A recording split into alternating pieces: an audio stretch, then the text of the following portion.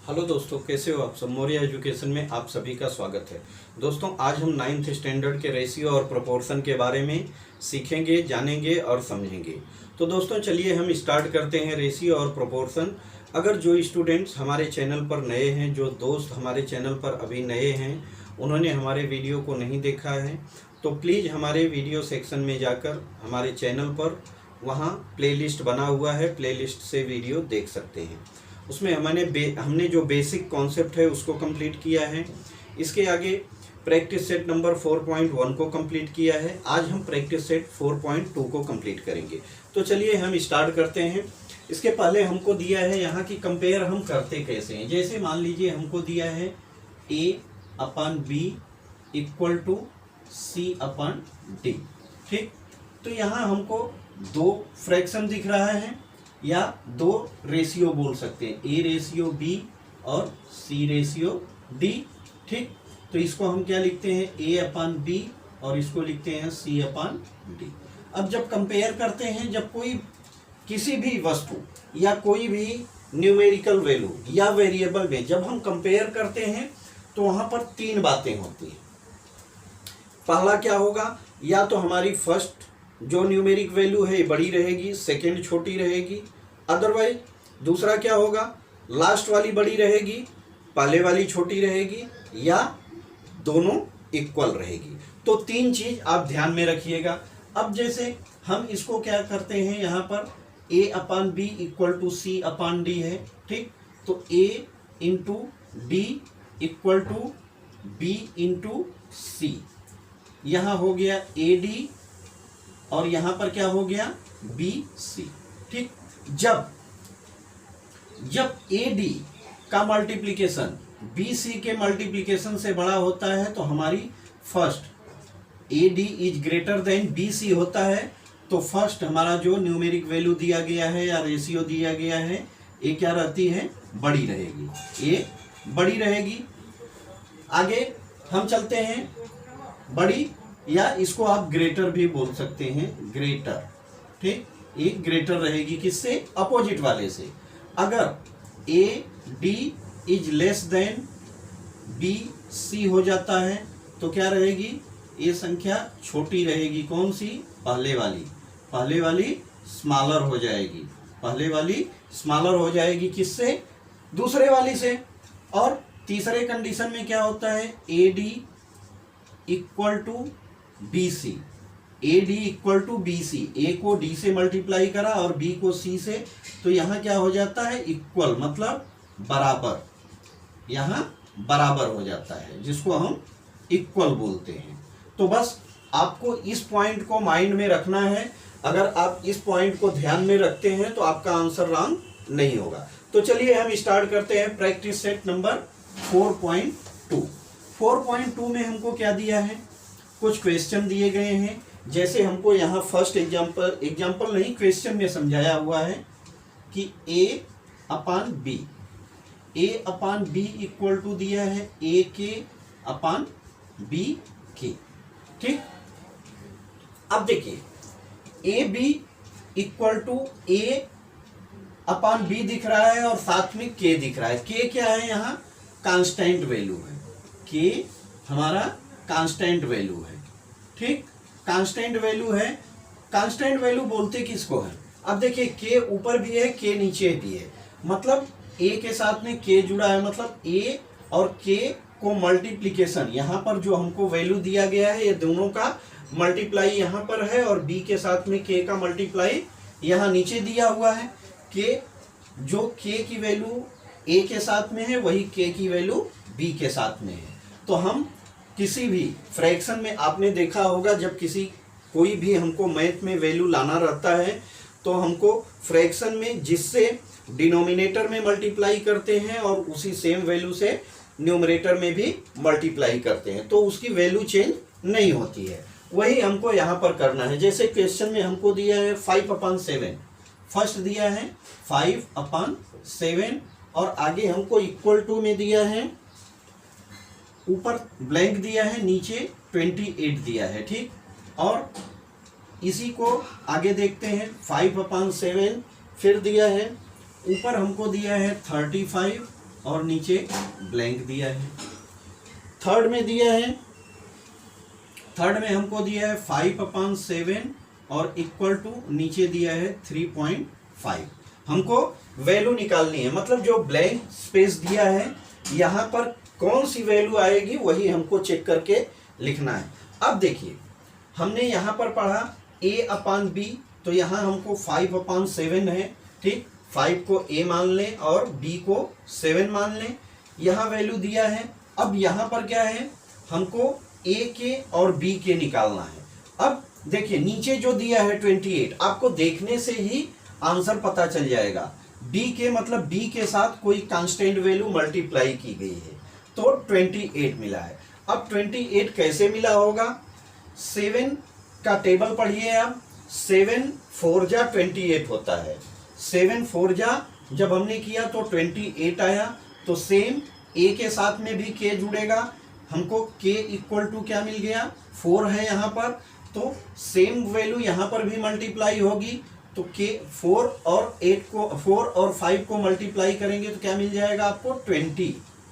4 5 जा 20 होता है, तो आपका आंसर क्या हो जाएगा, यहाँ पर 20 हो जाएगा। सेकेंड में देखते हैं।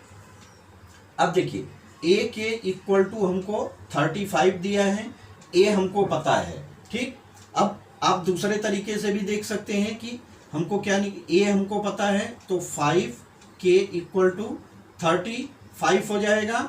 35 तो k इक्वल टू क्या हो जाएगा, 35/5 7, k इक्वल टू 7 मिल गया हमको।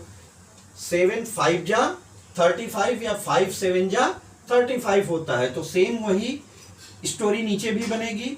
तो 7 को 7 से मल्टीप्लाई करेंगे तो क्या हो जाएगा, 7 7 जा 49 हो जाएगा। नीचे वाले में चलते हैं। नीचे वाले में दिया है, देखिए 5/7 तो हमारा कांस्टेंट वैल्यू सब में दिया है a/b।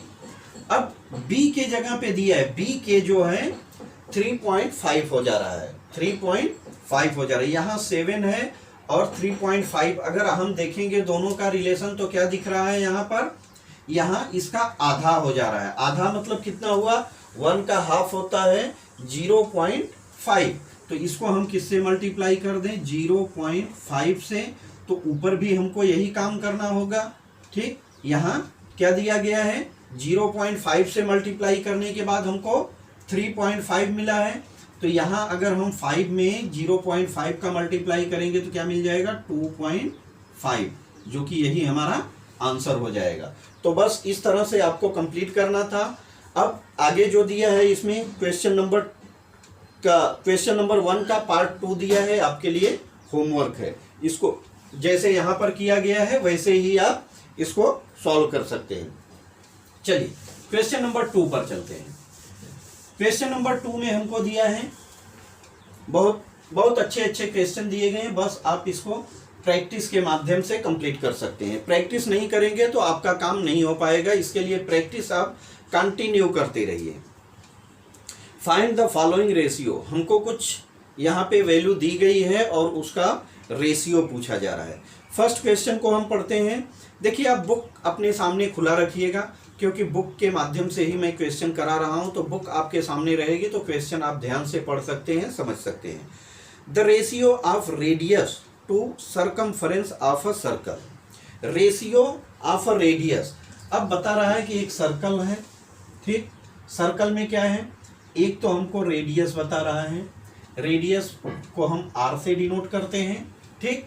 और इससे रेशियो किसका पूछ रहा है, सरकमफरेंस। सरकमफरेंस जो बाहर की, ये पूरी एक पॉइंट से आप शुरू करके यहाँ से ऐसे इस जो स्क्रॉल करते हैं उसको हम क्या बोलते हैं, सरकमफरेंस बोलते हैं। तो हमको रेडियस प्रोपोर्शनेट सरकमफरेंस पूछा जा रहा है, ठीक है। अब देखिए रेडियस मतलब क्या, r, प्रोपोर्शनेट सरकमफरेंस किसको बोलते हैं, सरकमफरेंस के लिए फार्मूला क्या है हमारा, 2πr। 2πr है तो हमने यहाँ लिख दिया 2πr, ठीक। अब देखिए 2πr, r से कैंसिल हो जाएगा तो क्या बचेगा यहाँ 1, और यहाँ क्या बचेगा 2π। तो हमारा रेशियो क्या बन जाएगा यहाँ पर 1 प्रोपोर्शनेट या 1:2 पाई। रेडियस और प्रोपोर्शनेट सरकमफरेंस का रेशियो क्या मिलेगा 1:2 पाई। तो फर्स्ट क्वेश्चन आपका, बस आप डायग्राम देखते ही समझ जाएंगे कि इसका आंसर कैसे निकालना है। तो इसका रेशियो आएगा 1:2 पाई। सेकेंड में चलते हैं, ratio of circumference of a circle. Ratio of circumference of a circle with radius R. Radius क्या दिया है आर टू इट्स एरिया। अब यहां पर क्या बता रहा है, देखिए अभी हमने रेडियस से सरकमफरेंस का निकाला और सेकेंड क्वेश्चन में हमको क्या बोल रहा है कि सरकमफरेंस का रेशियो किससे बता रहा है, एरिया से, और जो कि आर क्या है हमारा सेम है, रेडियस को आर बता रहा है। तो हम फार्मूला लिख देते हैं, क्यों, क्योंकि बाकी कोई वैल्यू नहीं दी गई है तो हम सिर्फ फॉर्मूला से ही उसको कंपेयर करेंगे। ठीक है, तो सरकमफरेंस का होता है 2 r। ठीक, मैं कैपिटल में लिख रहा हूं, आर जबकि स्मॉल में लिखते हैं तो कोई दिक्कत नहीं है, डिनोट करने के लिए मैं बता रहा हूं। और यहाँ होता है पाई आर स्क्वायर, मतलब 2 r, और रेशियो क्या हो जाएगा पाई आर इंटू आर स्क्वायर, मतलब आर का 2 टाइम मल्टीप्लाई करते हैं। अब देखिए जो जिससे कैंसिल होता है कैंसिल कर देंगे, आर से कैंसिल हो रहा है, पाई से कैंसिल हो रहा है, तो 2 प्रोपोर्शनेट क्या बच रहा है आर। 2 प्रोपोर्शनेट आर हमारा यहाँ पर बच रहा है। तो ऐसे ही आपको इसकी वैल्यू निकालनी है, ऐसे ही वैल्यू निकालनी है। आप इसको जितने अच्छे से, जिस तरीके से आप इसको समझ सकते हैं आप इसको समझने की कोशिश कीजिएगा। सरकमफरेंस 2 r और यहाँ पाई आर स्क्वायर होता है, तो आर को आर से कैंसिल हो गया और यहाँ क्या बचा 2 बचा, और यहाँ सिर्फ और सिर्फ आर बचा, या 1r बोल सकते हैं, इसको हम सिर्फ आर लिखते हैं। तो ये आपका सेकेंड क्वेश्चन का आंसर हो गया। थर्ड में देखते हैं, the ratio of a diagonal of a square to its side if the length of a side is 7। Ratio किसका बता रहा है, एक स्क्वायर है, स्क्वायर के डायगोनल का साइड से रेशियो पूछ रहा है। अब देखिए स्क्वायर का मतलब क्या होता है, स्क्वायर में साइड इक्वल रहती है जिसको हम स्क्वायर बोलते हैं। अब यहाँ पर हमको साइड क्या बता रहा है 7 बता रहा है। ठीक, 7, तो सब साइड क्या हो जाएगी 7 हो जाएगी। रेशियो हमसे डायगोनल का पूछा जा रहा है, तो डायगोनल हमारा ऐसे होता है। ठीक, अब डायगोनल क्या किया, इसको 2 ट्रायंगल में डिवाइड कर दिया। ठीक, ट्रायंगल में डिवाइड कर दिया, तो ट्रायंगल से तो पहले हमको क्या दिख रहा है, देखिए जहां स्क्वायर रहता है या रेक्टेंगल रहता है वहां राइट एंगल बनता है। ठीक, राइट एंगल बनता है, तो राइट एंगल के फार्मूला से हम तो पहले, अब राइट एंगल के बेस पे देखेंगे तो ये बेस हो गया और ये हाइट हो गया या परपेंडिकुलर लाइन हो गया, और इसको क्या बोलते हैं हाइपोटेनस बोलते हैं। हाइपोटेनस के लिए, राइट एंगल के लिए फार्मूला हमारा क्या है, पाइथागोरस थ्योरम है। ठीक, पाइथागोरस थ्योरम में क्या दिया है, h का स्क्वायर इक्वल टू बेस का स्क्वायर प्लस किसका है, परपेंडिकुलर लाइन का स्क्वायर। अब देखिए बेस और परपेंडिकुलर लाइन तो सेम है हमारा, बेस भी 7 है, 7 का स्क्वायर, और परपेंडिकुलर भी हमारा दोनों, क्योंकि स्क्वायर में दोनों साइड इक्वल रहती है। तो यहाँ क्या हो गया 49 और प्लस 49 हो जाएगा 98। h स्क्वायर क्या आ गया 98 आ गया। 98 का मीनिंग क्या हुआ 7 इंटू 7 इंटू 2। ठीक, तो h इक्वल टू क्या आ जाएगा, हमारा, देखिए अंडर रूट से बाहर आएगा 7 और अंडर रूट में क्या बचेगा 2। h equal to 7 under root 2 आ गया, जो कि हम उसको यहाँ पर लिख देंगे। और यही हमको रेशियो दिखाना है। किससे पूछ रहा है, डायगोनल का रेशियो किससे पूछ रहा है, साइड से पूछ रहा है। तो यहाँ हमने डायगोनल लिख दिया 7√2 और प्रोपोर्शनेट 7। 7 से कैंसिल हो जाएगा, यहाँ बचा √2 और यहाँ आ जाएगा 1। तो ये हमारा रेशियो हो जाएगा डायगोनल टू साइड का। आगे हम चलते हैं, length of a side of a rectangle. Length, अब हमने सब देखिए इसमें पढ़ लिया, हमको सर्कल दिया था, स्क्वायर दिया था, अब हम रेक्टेंगल के बारे में पढ़ेंगे। रेक्टेंगल का दिया है कि एक रेक्टेंगल है, ठीक, एक रेक्टेंगल हमने बना दिया, लेंथ को बता रहा है 5 सेंटीमीटर और ब्रेथ को कितना बता रहा है 3.5 सेंटीमीटर बता रहा है, ठीक। Find the ratio of its perimeter and area. इसका पेरीमीटर और एरिया से रेशियो पूछ रहा है। देखिए पेरीमीटर इक्वल टू क्या होता है, पेरीमीटर इक्वल टू होता है 2 लेंथ प्लस ब्रेथ, ठीक, लेंथ प्लस ब्रेथ होता है। तो हमारा क्या हो जाएगा, पहले हम पेरीमीटर निकाल लेते हैं, ठीक।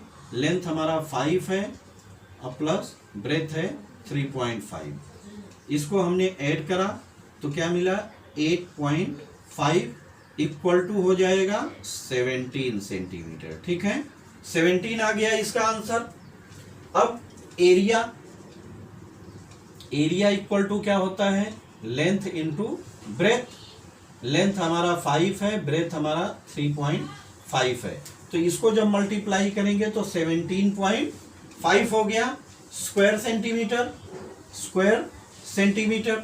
अब दोनों का हमको दिखाना है रेशियो, पेरीमीटर रेशियो एरिया से, ठीक है, एरिया से दिखाना है।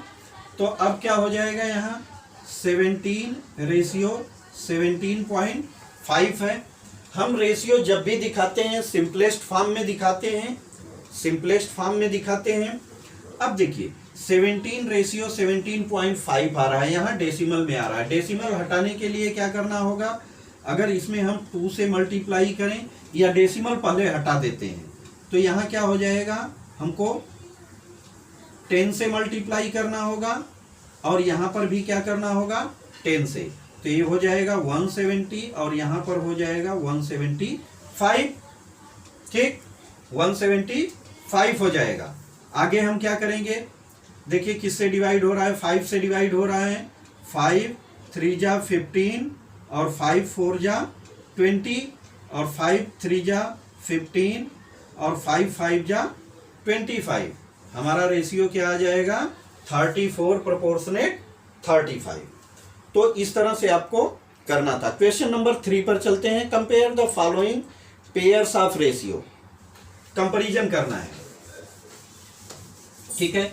तो कंपैरिजन कैसे करते हैं, कंपैरिजन का फार्मूला भी आपको बताया कि ए को डी से मल्टीप्लाई करते हैं और बी को सी से मल्टीप्लाई करते हैं, फिर देखते हैं कि अगर ए डी बड़ा है मतलब फर्स्ट वाला हमारा फ्रैक्शन बड़ा है, अगर ए डी छोटा है तो सेकेंड वाला बड़ा है, और दोनों इक्वल आता है तो दोनों फ्रैक्शन इक्वल रहते हैं।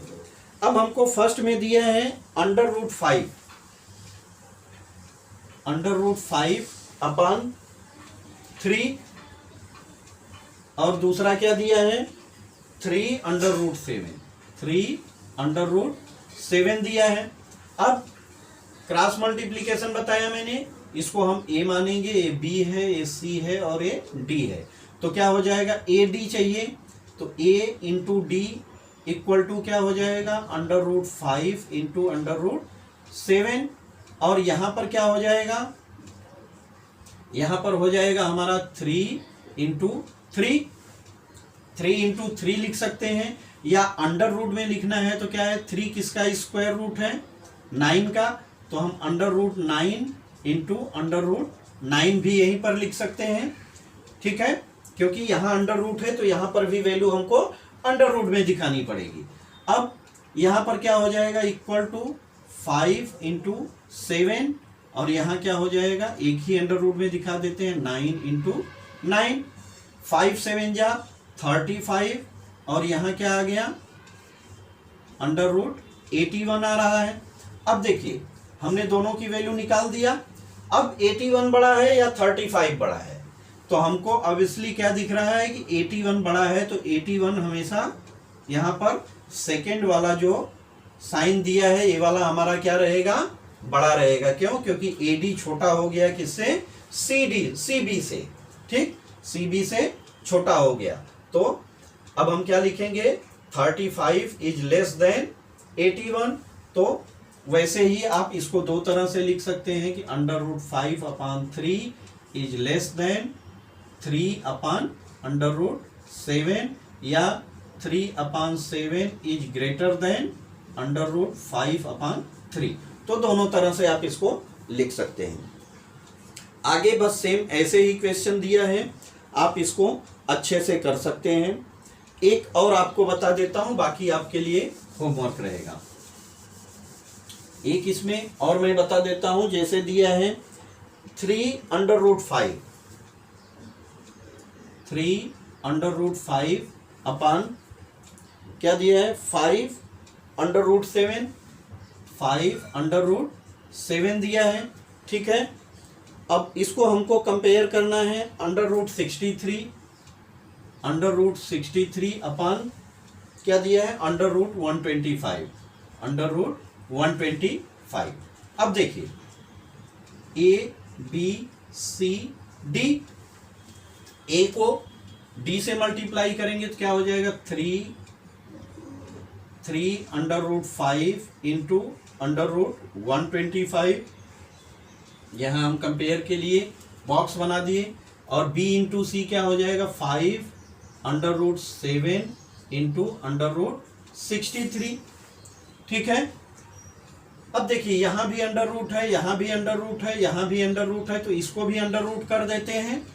अंडर रूट क्या है, किसका स्क्वायर है, ये 25 का स्क्वायर है, या 25 का स्क्वायर रूट क्या आता है, 5 आता है। दोनों तरह से आप देख सकते हैं। तो यहाँ इसको अगर हम अंडर रूट लिखेंगे तो 3 का अंडर रूट क्या हो जाएगा, 9 इंटू √5 इंटू √125, ठीक। और यहाँ पर क्या हो जाएगा, 25 अंडर रूट हो जाएगा 7, फिर अंडर रूट 63 हो जाएगा।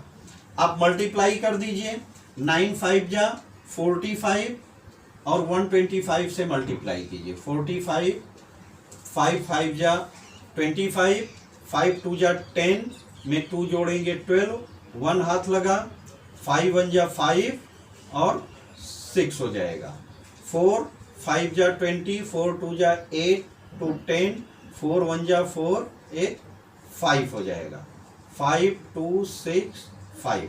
यहाँ हमको अंडर रूट क्या आ जाएगा, 5 6 2 5। और यहाँ पर क्या आ जाएगा, 5 7 जा 175, ठीक।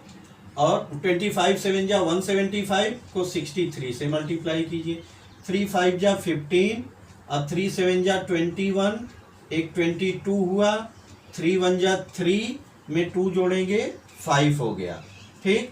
6 5 जा 30 और 6 7 जा 42, 42 में 3 जोड़ेंगे 45 और 6 1 जा 6 में 4 जोड़ेंगे 10 हो गया। यहाँ 25, यहाँ 0 1 1 1 0 2 5, ठीक है।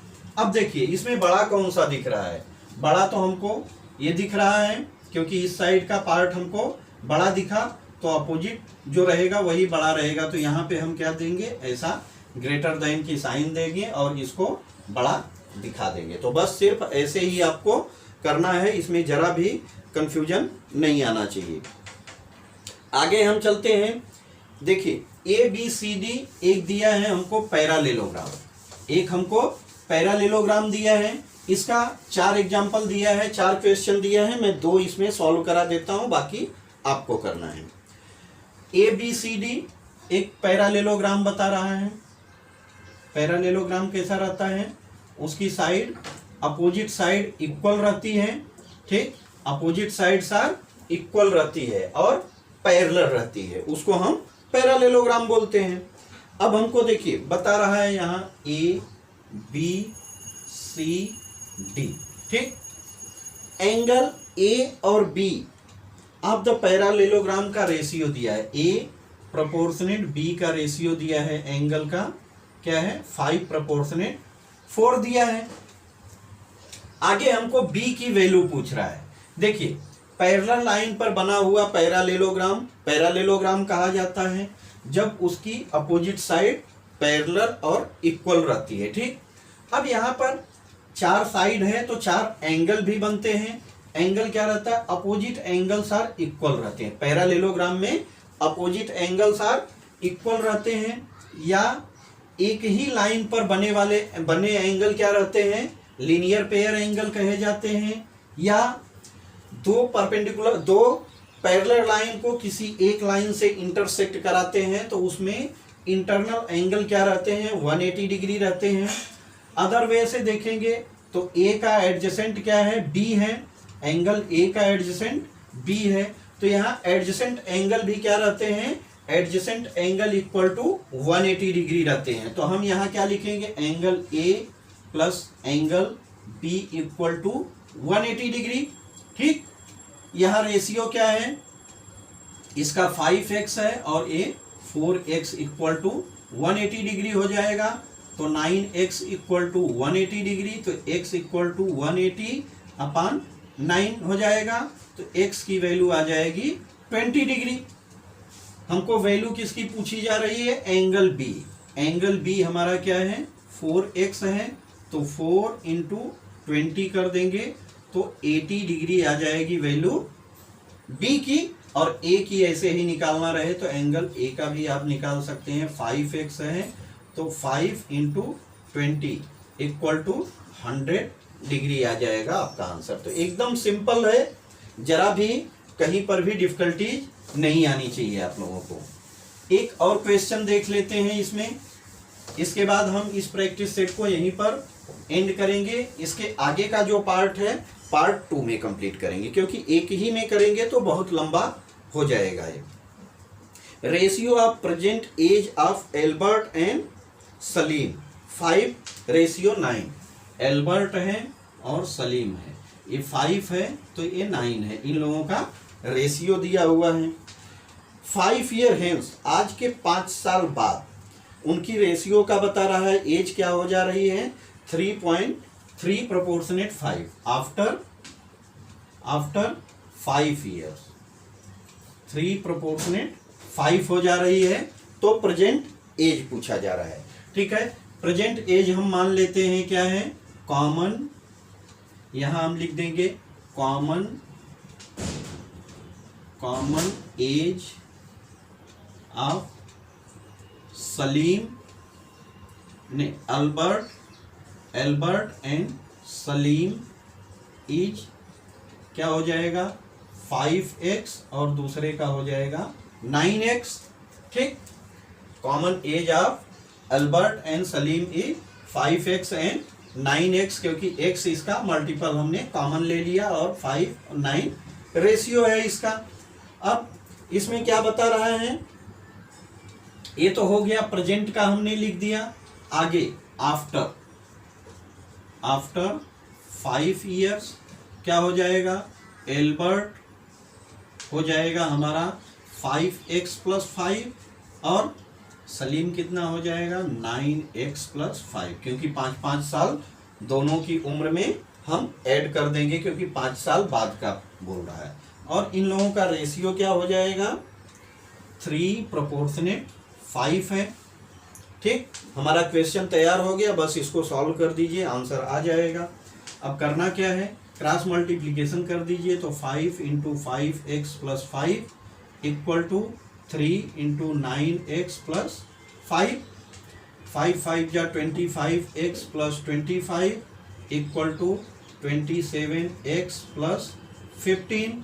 ठीक, अब देखिए 25 को चाहिए तो उधर ले लीजिए, यहाँ 25 न्यूमेरिक को इस साइड ले लीजिए 25, और यहाँ प्लस में 15 है तो यहाँ आएगा माइनस हो जाएगा, इक्वल टू 27x - 25x।